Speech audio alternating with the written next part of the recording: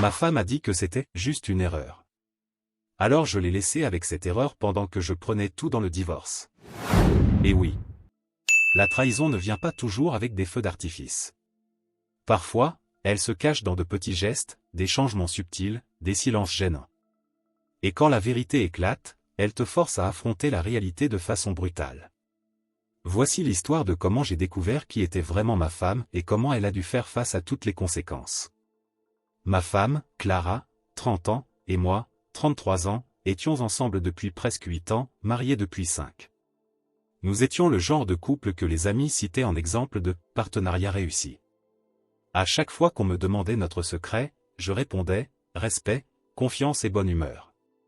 Je ne savais pas que seul l'un de nous prenait ça au sérieux. J'ai rencontré Clara lors d'un voyage entre amis à la Chapada. Elle était l'amie d'une amie, et le courant est tout de suite passé. Drôle, intelligente, pleine d'énergie. Je suis tombé amoureux dès le 2e jour de randonnée, quand elle a improvisé un pique-nique surprise au sommet du Morro do Peinacio. C'était à la fois intense et léger. 2 ans plus tard, nous nous sommes mariés. Nous avons toujours été indépendants, mais très proches. Chacun sa carrière, moi dans le domaine de l'informatique, elle dans le marketing d'une grande entreprise. Nous vivions dans un appartement que j'avais acheté avant le mariage, mais nous partagions toutes les dépenses. Nous avions décidé de ne pas mélanger ce que chacun possédait avant de se marier, par précaution, mais tout ce que nous avions construit ensemble était à parts égales. Le début de la fin a commencé de manière subtile. Clara est devenue plus distante, moins présente. Au début, j'ai cru que c'était à cause du stress au travail. Elle avait obtenu un nouveau poste, bien plus haut placé, avec toute une équipe sous sa responsabilité. On suivit les voyages d'affaires, les réunions tardives, et le téléphone toujours retourné face contre table. C'est juste une phase, me répétais-je. Mais j'ai commencé à remarquer des choses qui ne collaient pas. Clara a toujours été très attentive aux détails, mais désormais, elle oubliait des dates importantes. Elle annulait des plans qu'elle-même avait organisés. La goutte d'eau a été un dimanche où je lui ai proposé d'aller déjeuner chez mes parents, comme chaque mois. Elle m'a dit qu'elle devait rattraper du travail en retard, mais je l'ai ensuite vue sur les stories d'une collègue dans un nouveau bar au centre-ville. Je l'ai bien sûr confrontée. Elle a dit que c'était une invitation de dernière minute et qu'elle ne voulait pas m'inquiéter. Que c'était juste une décompression avec l'équipe. Mais son regard disait autre chose. Et j'ai ressenti ce premier frisson glacé, quelque chose clochait. C'est là que j'ai commencé à faire plus attention. Son téléphone avait un code, mais ça ne m'avait jamais dérangé. Jusqu'au soir où elle a laissé son portable sur le lit en allant prendre sa douche, et qu'une notification WhatsApp est apparue sur l'écran verrouillé. Juste un nom, Renato, équipe. Le message disait: je pense encore à ce qui s'est passé hier. Mon cœur s'est glacé. Je suis allé la voir à la salle de bain et lui ai demandé qui était Renato. Elle a hésité. Elle a dit que c'était un nouvel analyste dans son équipe. Rien d'important. Elle a inventé une histoire vague à propos d'un projet qu'ils géraient ensemble. Je n'ai pas mentionné le message. Pas encore. J'avais besoin de plus. J'ai commencé à observer davantage. Renato revenait dans presque toutes les conversations qu'elle mentionnait. Voyage, réunion, urgence. J'ai commencé à assembler les pièces du puzzle. Et comme dans tout puzzle de trahison, les pièces s'emboîtent rapidement. J'ai fait quelque chose que je n'aurais jamais imaginé faire, j'ai installé une application espion sur son ordinateur portable. Moi, qui ai toujours valorisé la confiance. Mais quand on sent qu'on est trompé, et que l'autre ment avec autant de naturel, on a besoin de preuves. Pas pour elle. Pour soi-même. Pour ne pas croire qu'on devient fou. Et les preuves sont venues. Des messages sur sa boîte mail personnelle, des conversations enregistrées en PDF, qui enregistrent des conversations en PDF, bon sang, des photos, un calendrier avec des événements qui coïncidaient avec les jours où elle disait être en déplacement. Ils s'étaient retrouvés dans au moins 4 villes différentes. Dans l'une d'elles, elle m'avait dit qu'elle allait à un congrès à Brasilia, mais les photos montraient un resort à Caldanova avec ce minable. C'était comme un coup de poing dans l'estomac. Je ne l'ai pas confronté tout de suite. Je voulais me préparer. J'ai commencé à tout rassembler. Capture d'écran, sauvegarde, photo. J'ai pris rendez-vous avec un avocat, un ami de mon frère, et lui ai expliqué la situation. Il m'a conseillé de ne rien dire pour l'instant. Comme l'appartement m'appartenait et que Clara n'avait jamais contribué formellement à l'achat, il m'a dit que j'avais de bonnes chances de m'en sortir avec un minimum de pertes. Mais je devais agir avec sang-froid. Alors j'ai commencé à faire semblant. Une vraie performance digne d'un Oscar du meilleur rôle dans un mariage en ruine. Clara n'a rien vu venir. Elle continuait à rire de ses propres mensonges, à me dire qu'elle m'aimait, à parler d'enfants et de futures vacances. C'était irréel. Jusqu'au matin d'un samedi où je me suis assis avec elle dans le salon et lui ai dit que je savais tout. Je lui ai montré les captures, les photos, les extraits de messages. Je n'ai pas crié. Je n'ai pas pleuré. Je lui ai juste montré. Et j'ai attendu. Elle est devenue livide. Elle a d'abord nié. Puis elle a tenté de se justifier. Puis elle a pleuré. Elle a dit que c'était une erreur, que ça ne signifiait rien, que c'était juste une période de confusion. Je l'ai écoutée en silence. Et quand elle a fini, je lui ai dit la seule chose qui me venait à l'esprit. Alors reste avec cette erreur. Parce que moi, je vais garder tout le reste. Je me suis levé, suis allé dans la chambre, et fermé la porte à clé, et j'ai commencé à organiser ma vie sans elle. Sans le poids des mensonges. Sans le théâtre. Ce n'était que le début. Mise à jour 1. Merci à tous ceux qui ont commenté, envoyé des messages et partagé des expériences similaires. Lire tout cela m'a aidé plus que vous ne pouvez l'imaginer. Et comme promis, voici la première mise à jour de ce qui s'est passé après que j'ai tout révélé à Clara. Pour commencer, elle n'est pas partie ce jour-là. Elle a pleuré jusqu'à ce que son visage gonfle, s'est enfermée dans la chambre d'amis et a passé tout le dimanche en silence. Le lundi, quand je suis rentré du travail, elle était dans la cuisine, habillée en tenue professionnelle, maquillée comme si de rien n'était. Elle a dit qu'elle était allée travailler, qu'elle avait besoin de garder une routine, et m'a demandé si j'avais réfléchi à tout ça. Son audace me sidère encore aujourd'hui. Je lui ai répondu que oui, j'avais bien réfléchi. Et que j'avais décidé qu'elle avait une semaine pour faire ses valises et partir. L'appartement m'appartenait, il était à mon nom bien avant le mariage. Clara m'a regardé comme si je venais d'écraser son chien. Elle m'a demandé si je ne pouvais pas être rationnel, et en discuter comme des adultes. Elle a dit qu'elle m'aimait encore, qu'elle savait qu'elle avait fait une erreur, mais qu'elle ne voulait pas tout gâcher. Clara, je ne gâche rien. C'est toi qui as tout fait exploser à la dynamite. Elle s'est éloignée, comme si elle pensait que j'allais finir par céder.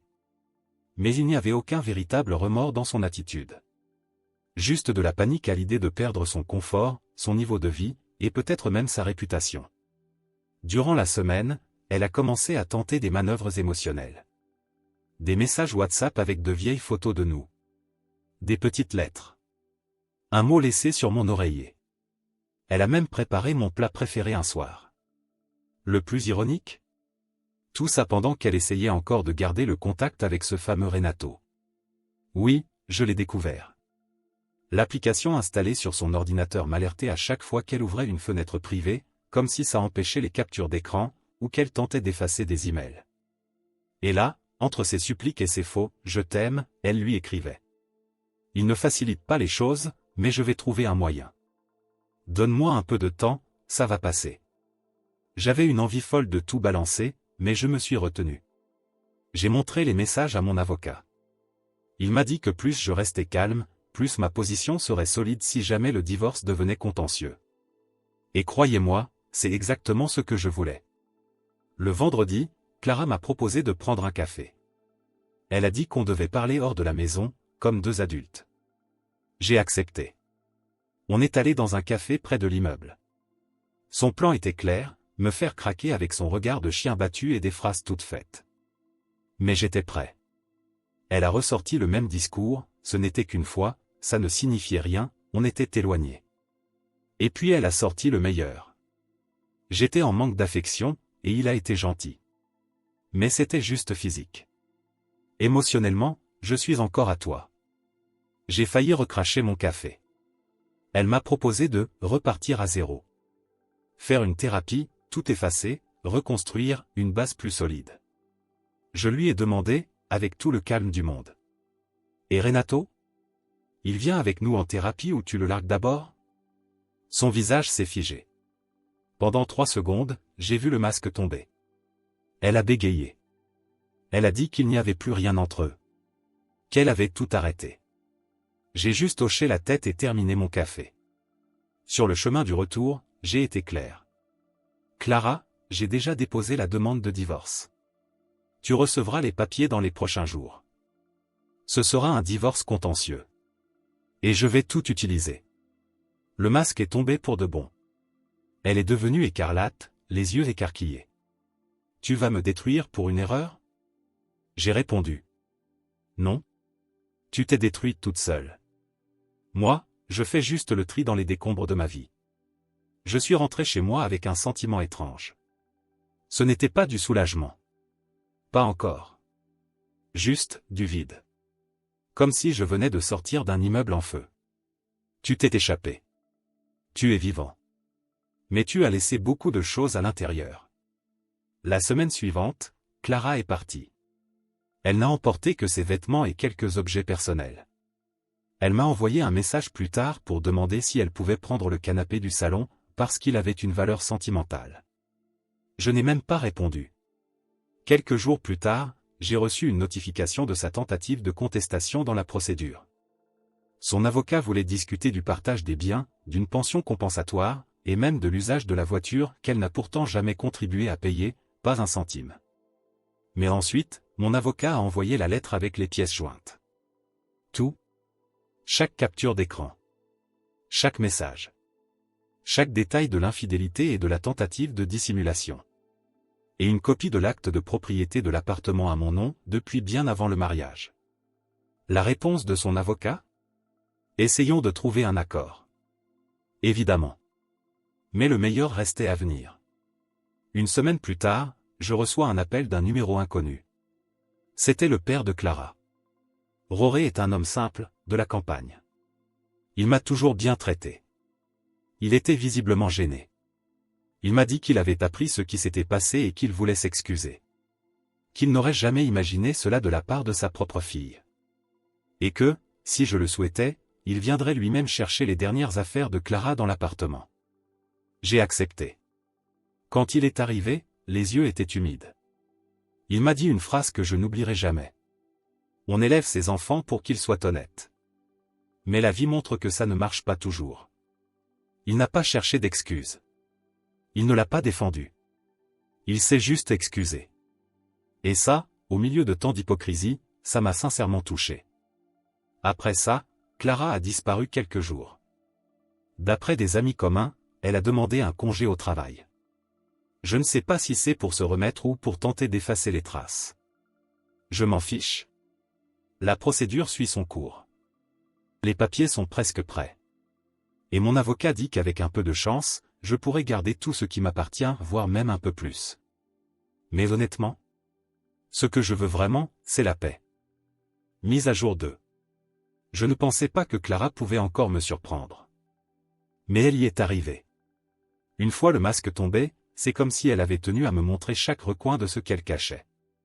Et dans son cas, c'était une collection complète de manipulation, de vanité et d'apitoiement sur soi. Après son départ de l'appartement, tout est devenu, étrangement calme. Le genre de calme qui fait peur, tu vois?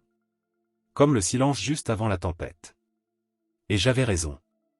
Mon avocat m'a appelé pour dire que le sien avait envoyé une contre-proposition informelle. En résumé, Clara voulait un « accord plus amical » pour éviter toute exposition. Elle renoncerait à une pension et à toute part de l'appartement, mais demandait une portion de nos placements communs, ainsi que la moitié des meubles de la maison. J'ai eu envie de rire.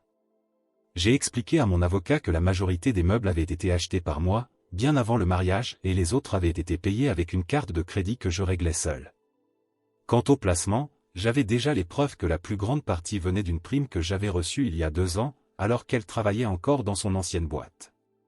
Il m'a dit que tout était en ordre, qu'il voulait juste ma confirmation avant de répondre. J'ai dit de continuer, aucun accord. On ira jusqu'au bout. C'est là que Clara est réapparue. Pas en personne, évidemment. Elle a envoyé un long message sur WhatsApp, mélangeant excuses et chantage émotionnel. Elle disait que je détruisais sa vie, que j'étais cruel, que je n'étais pas ce genre d'homme. Et elle a terminé par une phrase tellement absurde qu'elle résonne encore dans ma tête, j'ai fait une erreur, mais toi tu fais un choix. Elle croyait encore être en position de se faire passer pour la victime. J'ai supprimé le message sans répondre. Mais bien sûr, j'ai gardé la capture d'écran.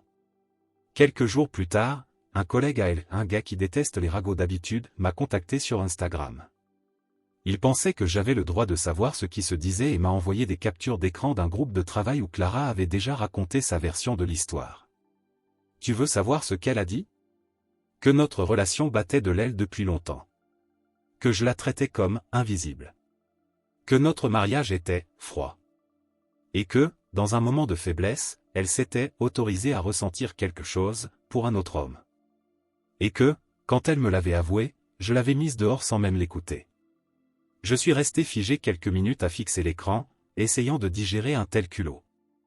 Non seulement elle avait menti, mais elle s'était dépeinte comme la pauvre femme abandonnée par un mari insensible, et elle osait sortir le discours du genre « je me reconstruis seule », avec dignité. Dignité. La femme qui trompait son mari tout en disant vouloir des enfants. Celle qui prétendait partir en voyage professionnel alors qu'elle faisait des check-ins avec son amant dans des hôtels le week-end. J'ai fait ce que toute personne rationnelle ferait, j'ai respiré profondément et transmis tout ça à mon avocat. On a ajouté les captures au dossier. Chaque mensonge raconté en public renforçait mon argument que la relation était totalement brisée, sans la moindre base de confiance. Et juridiquement, ça renforçait encore plus ma position. Elle s'exposait, créait une version publique mensongère, et cela pouvait être interprété comme une tentative de manipuler la perception extérieure de la séparation, ce qui pouvait même se retourner contre elle si elle voulait demander des dommages moraux plus tard. Oui, son avocat a vaguement mentionné ça pendant une audience. Mais le clou du spectacle est arrivé peu après. J'étais en train de quitter le boulot, déjà sur le parking, quand je reçois un appel de mon frère. « Mec, t'as vu ce que Clara a posté ?» J'ai foncé sur Instagram. Et là, elle souriait sur une photo prise à l'intérieur d'une voiture, sa voiture. La légende? Nouveau départ. Parfois la vie te tire en arrière juste pour mieux te propulser. Reconnaissante envers ceux qui sont restés à mes côtés. Et devine qui a commenté la photo avec des cœurs et des émojis flammes? Lui-même. Renato. Non, ils n'étaient plus en contact uniquement pour des raisons professionnelles. Ils étaient ensemble. Officiellement. Moins de 2 mois après l'explosion de tout ça. J'aurais dû avoir mal. Mais étrangement, ça m'a apporté encore plus de paix. C'était le tampon officiel confirmant que tout ce qu'elle m'avait dit, les larmes, les lettres, les discours de regret n'étaient qu'une mise en scène. Un petit théâtre bon marché pendant qu'elle préparait déjà les coulisses de sa nouvelle relation. Et c'est à ce moment précis qu'une partie de moi s'est libérée. Pas complètement, j'avais encore de la colère, de la frustration. Mais la douleur avait laissé place au mépris. Un mépris froid, calme. Le genre de mépris qui te permet de dormir sans penser à l'autre, même une seule seconde. J'ai repris contact avec mon avocat. Il était aussi indigné que moi, mais optimiste. Il m'a dit qu'avec tout ce qu'on avait, le juge refuserait probablement tout avantage pour elle. Clara s'était grillée sur tous les fronts possibles, infidélité, manipulation émotionnelle, mensonge public, imprudence dans son exposition personnelle. Et sans parler d'un petit détail que je n'avais pas encore mentionné, elle faisait l'objet d'une enquête dans sa propre entreprise. Oui. Tu te souviens de cette fameuse promotion qu'elle avait eue? Je ne sais plus si je l'avais raconté ici. Eh bien. La relation avec Renato avait commencé alors qu'il était encore directement sous ses ordres. Ce n'est pas seulement contraire à l'éthique. Dans certaines entreprises, ça peut mener à une sanction, voire à un licenciement pour faute grave. D'après le même contact qui m'avait envoyé les captures d'écran, une enquête interne avait été ouverte. Et selon la conclusion, elle risquait de perdre son poste. Elle croyait reconstruire sa vie. En réalité, elle creusait encore plus profondément. Et moi, pendant ce temps, je restais calme. J'allais à la salle de sport. Je rejouais de la guitare. Je dormais mieux. Plus besoin de faire semblant de répondre à des questions comme « Tu vas rentrer tard ce soir » ou « Tu me trouves encore belle ». Tu sais ce que je trouve beau? La liberté. Mise à jour 3. Si tu m'avais demandé, au début de toute cette histoire, comment je pensais que je serais aujourd'hui, j'aurais dit que je serais dévasté. Que le divorce m'aurait brisé. Que voir ma femme avec un autre homme, si peu de temps après la séparation, aurait été un coup presque fatal. Mais la vérité? Je me sentais plus vivant que jamais. La procédure a avancé rapidement, et mon avocat faisait un travail impeccable. À chaque audience, Clara paraissait plus abattue. Son discours de « faute isolée » perdait toute crédibilité dès que les captures d'écran ont été ajoutées officiellement au dossier. Les dates, les rencontres, les messages, tout révélait un schéma, pas un simple moment de faiblesse. C'était prémédité, planifié et répété. Mais ce n'était pas seulement sur le plan émotionnel. L'aspect financier a aussi pesé lourd. Tu te souviens qu'elle voulait une part de nos investissements? Eh bien, son avocat a essayé d'argumenter que leur relation était une union affective qui méritait une compensation financière pour le temps qu'elle avait consacré à la vie conjugale. Mais mon avocat a présenté les relevés bancaires, l'origine des dépôts, les dates, et le fait qu'elle avait elle-même refusé de signer un contrat de séparation de biens avant le mariage, en disant que penser au divorce, c'était ridicule. Ironique, hein? Au final, le juge a tranché, pas de pension, pas de division des investissements, pas de partage du bien immobilier. Elle n'aurait droit qu'à quelques objets dont nous avons pu prouver l'acquisition conjointe, quelques appareils électroménagers, des ustensiles et une petite part de l'épargne commune. C'était une victoire nette. Mais le meilleur restait à venir. Environ 2 semaines après la dernière audience, j'ai reçu un message inattendu. C'était la femme d'un ancien collègue de Renato. Une femme que je n'avais vue qu'une seule fois, il y a des années, à un barbecue chez moi. Elle m'a envoyé un audio de presque 2 minutes, disant qu'elle avait entendu mon histoire de loin, mais qu'elle pensait que je devais savoir quelque chose. Renato avait une fiancée. Oui. Le mec qui était tombé amoureux de ma femme pendant une période difficile de son mariage était déjà engagé auprès d'une autre. Une femme avec qui il était depuis 5 ans. Apparemment, il avait dit à sa fiancée que la trahison avait été une erreur passagère, que c'était fini. Mais Clara, ne sachant rien de tout ça, postait des photos d'eux sur les réseaux sociaux comme s'ils formaient le couple de l'année. Et la fiancée? Elle a tout découvert. Elle a pris des captures, appelé Clara, et a fait un scandale. Je n'ai pas tous les détails, mais une chose était claire, leur relation a explosé. Et vite. La série de publications de Clara sur les réseaux sociaux aurait mérité une place dans une telenovela. D'abord, toutes les photos avec lui ont disparu. Ensuite, un long texte sur « se prioriser » et « recommencer seul ». Puis, des stories avec des phrases motivationnelles du style « celui qui perd, c'est celui qui n'a pas su valoriser ». La dernière était la meilleure, un selfie en pleurs, avec la légende « quand tout ce que tu donnes te revient en silence, c'est le moment d'écouter ce que ton âme essaie de te dire ».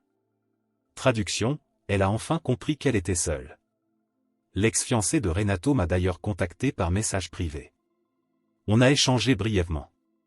Elle a été extrêmement respectueuse et m'a simplement remercié, car grâce à l'exposition involontaire de Clara, elle a découvert la trahison. Je lui ai souhaité bon courage et dit que je comprenais parfaitement ce qu'elle traversait. Mais le destin n'en avait pas fini. Quelques jours plus tard, mon avocat m'a appelé en riant. Il avait reçu un appel de l'avocat de Clara. Il semblait tester le terrain pour une possible réconciliation à l'amiable avant le verdict final. Apparemment, Clara voulait éviter que le procès continue à traîner et peut-être, qui sait, reconstruire une sorte d'amitié entre nous. J'ai demandé à mon avocat de répondre exactement ceci, dites-lui que je lui souhaite tout le bonheur du monde. Mais de loin. Très loin. Et puis est arrivé le coup de grâce. Tu te souviens de l'enquête au sein de son entreprise? Eh bien, le verdict est tombé. Licenciement pour faute grave. Motif, relation non autorisée avec un subordonné direct, violation du protocole interne et usage abusif des ressources de l'entreprise pendant les déplacements. C'était la fin de sa carrière dans cette entreprise et peut-être dans le secteur. Le domaine dans lequel elle travaille est petit, et les histoires circulent vite. La même personne qui m'a parlé du licenciement m'a dit qu'elle essayait de se relancer comme freelance, mais que ce n'était pas facile de trouver des clients avec ce genre de passif. Et moi? Moi aussi, je recommençais. Mais avec un avantage, la liberté, la stabilité et la dignité intactes. J'ai commencé une thérapie peu après la fin de la procédure. Pas parce qu'elle me manquait, ça n'a jamais été un problème. Mais parce qu'une trahison chamboule ce qu'on croit de soi-même. La confiance, l'intuition, le jugement. Et ces derniers mois, j'ai appris une chose précieuse, pardonner, ce n'est pas oublier. C'est se libérer. Je n'ai pas pardonné Clara parce qu'elle le méritait. Je l'ai fait parce que moi, je méritais d'arrêter de porter ce poids. Aujourd'hui, quand je repense à tout ça, je ne ressens plus de colère. Juste du soulagement. Parfois, perdre quelqu'un est exactement ce qu'il te fallait pour te retrouver. Mise à jour 4. Des mois se sont écoulés depuis la fin du divorce. J'avais décidé de clore complètement ce chapitre de ma vie, et je ne pensais pas revenir ici pour donner des nouvelles. Mais la vie, elle a toujours une carte cachée dans sa manche.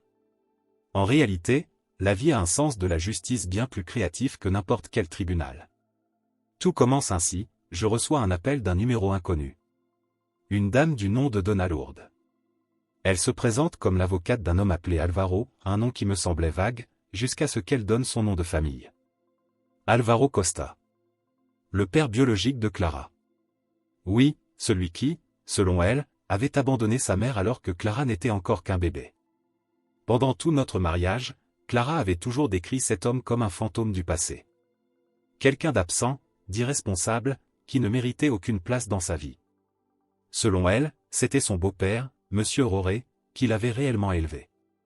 Eh bien, j'ai découvert que cette histoire n'était qu'une demi-vérité. Alvaro s'était effectivement éloigné de la mère de Clara, mais il n'avait jamais cessé de chercher à renouer avec sa fille. Il avait tenté de la contacter plusieurs fois pendant son adolescence, avait écrit des lettres, consulté des avocats, et même créé une entreprise à leurs deux noms, dans l'espoir de lui léguer quelque chose un jour. Mais Clara n'a jamais répondu. Elle ne voulait rien savoir. Elle avait même dit à sa mère que s'il insistait, elle demanderait une injonction. Alvaro a fini par abandonner. Il a poursuivi sa vie. Il est décédé il y a quelques mois, à 63 ans, des suites d'un cancer qu'il avait caché à presque tout le monde. Et dans son testament, il a tout laissé à Clara. Tout. Le problème ? Clara avait signé, à l'âge de 25 ans, un document par lequel elle renonçait à tout droit sur un héritage, lors d'une des tentatives d'Alvaro pour officialiser un lien avec elle. Il avait été si blessé par ce refus qu'il avait conservé ce document et, des années plus tard, avait mis à jour son testament. Si Clara ne revendiquait pas l'héritage dans un délai de 6 mois après sa mort, le patrimoine irait à une seconde personne désignée. Et tu devines qui c'était ? Moi ? Oui, moi. L'homme qu'il n'avait rencontré qu'une seule fois, lors d'un dîner gênant chez les parents de Clara, il y a 4 ans, quand il avait surgi pour tenter un rapprochement. J'avais été poli, respectueux, alors que Clara l'avait totalement ignoré. Selon son avocate, il avait été si impressionné par mon attitude que, dès cette soirée-là, il avait décidé que si Clara rejetait un jour ce qu'il voulait lui offrir, il le donnerait à quelqu'un qui avait du caractère. L'entreprise qu'il avait fondée, une petite société d'importation de produits électroniques, avait prospéré. Ce n'était pas un empire, mais suffisamment pour assurer une vie confortable. En plus de cela, il y avait 2 biens immobiliers et un placement financier important. Un patrimoine estimé à 2,5 millions de reais. Et maintenant ? Il était à moi. Tu veux savoir la partie la plus incroyable ? Clara l'a découvert en même temps que moi. L'avocate avait demandé, pour des raisons légales, que nous soyons tous deux présents lors de la lecture finale du testament. Clara est arrivée perchée sur des talons, vêtue d'un blazer élégant, avec l'allure de quelqu'un convaincu d'être là pour recevoir quelque chose d'important. Quand l'avocate a lu le passage confirmant la renonciation de Clara et a ensuite prononcé mon nom comme héritier, j'ai vu son âme quitter son corps à travers ses yeux. Elle est restée figée. Silencieuse pendant une bonne trentaine de secondes. Puis elle a balbutié. C'était mon père. C'est ridicule. L'avocate, avec un calme absolu, a répondu. Oui. Et malheureusement, vous avez légalement renoncé à ce lien. Monsieur Alvaro a respecté votre décision. Ce qu'il a fait de ses biens ensuite est parfaitement légal. C'était la première fois que je voyais Clara sans voix. Elle a simplement baissé la tête. Pas de scandale. Pas de discours. Juste le silence. Et pour moi, ce silence était la vraie revanche. Je n'ai pas eu besoin d'élever la voix, ni de tout planifier. J'ai simplement vécu ma vie avec dignité, et la vie s'est chargée du reste. Je suis sorti de cette salle avec le sentiment que le cycle était enfin bouclé. Et tu sais quoi ? Je ne suis pas allé fêter ça. Je ne suis pas allé frimer. Je suis juste allé dans un petit restaurant que je fréquentais pendant mes années de fac. J'ai commandé le même plat que d'habitude. J'ai mis mon téléphone en mode avion. Et je suis resté en silence. Pour la première fois depuis longtemps, en paix. Aujourd'hui, en écrivant ces mots, je ne peux penser qu'à une chose, comme la vie tourne. Clara a détruit notre mariage sur un coup de tête, en pensant qu'elle garderait toujours le contrôle de la situation. Mais elle a oublié que tout le monde ne pardonne pas. Que toutes les fautes ne s'effacent pas. Que parfois, la conséquence ne crie pas, elle résonne dans l'écho du silence. Ah, et pour ceux qui se demandent, oui, j'ai accepté l'héritage. J'ai vendu l'un des biens, investi une partie de l'argent, et j'ai gardé l'entreprise en activité avec l'aide d'un associé. Je n'ai pas quitté mon travail, je n'ai pas acheté de voiture de luxe, je ne suis pas devenu un millionnaire excentrique. J'ai simplement fait ce que je m'étais toujours refusé durant le mariage, me mettre en priorité. Et si tu traverses quelque chose de similaire, souviens-toi, le monde tourne. Mais la justice qui compte vraiment, ce n'est pas celle des autres, c'est celle qui vient quand tu te libères d'une culpabilité qui n'est pas la tienne. Garde ton erreur, Clara. Moi, j'ai gardé la vie. Commentaire Monsieur Reddit. Et cette histoire montre, une fois de plus, que le temps révèle qui nous sommes vraiment. La vie peut sembler injuste parfois, mais quand on avance avec dignité, elle trouve un moyen de nous récompenser même si cela prend du temps. Et vous? Qu'avez-vous pensé de ce retournement de situation? Donnez votre avis dans les commentaires, et n'oubliez pas de liker et de vous abonner pour plus d'histoires comme celle-ci. Si vous avez aimé la vidéo, laissez un like et n'oubliez pas de vous abonner à la chaîne pour plus d'histoires et de discussions intrigantes. Et n'oubliez pas d'écouter notre podcast pour plus d'histoires inspirantes comme celle-ci, le lien est dans la description et dans la carte à l'écran. Merci d'avoir regardé et à la prochaine.